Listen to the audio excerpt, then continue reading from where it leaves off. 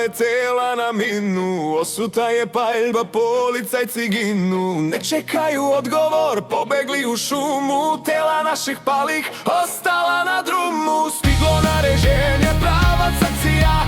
Podigla se specijalna policija. Pancirka i kapa, pored rapa tetka. Srbija u srcu do posljednjeg metka.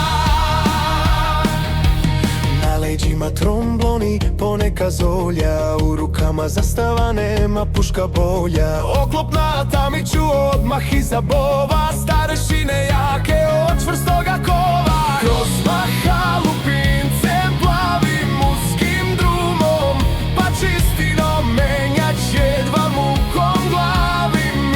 Idem sporo prvom brzinom. Stiglo naređenje, pravac akcija. Podigla se specijalna policija. Pancirka i kapa, pored ropa tetka. Srbija u srcu do posljednjeg metka. Jova daje rukom znak, sumnjiv mu je taj šumarak. Skrenem levo, zaustavim, na otkočeno pušku stavim. Iskačemo, zaležemo, tražim brzo zaklon. Video sam jedno kako diže zolju. Crni vadi brzo, stavlja tromblon. Zauzima levo, poziciju bolju. Krenulo je da prašti leti na sve strane. Puca i mitralje si zmahale desno. Pršti kamen, seče drvo, otpadaju grane. Kaže Mile tu do mene, bit će sada tesno. Stiglo naređenje, pravac akcija. Podigla se specijalna policija. Pancirka i kapa, pored rpa tetka. Srbija u srcu do posljednjeg metka. Crni puca, leti tromblom, bunker je u dimu. Panika ih hvata, beže niz jarugu. Komandir nam viče, a i sad ko na filmu. Kreće prvi da povede jednu bočnu grupu. Nema čekaj, nema stani, moram sada napred. Sada ćemo svi ko jedan, čistimo mahalu.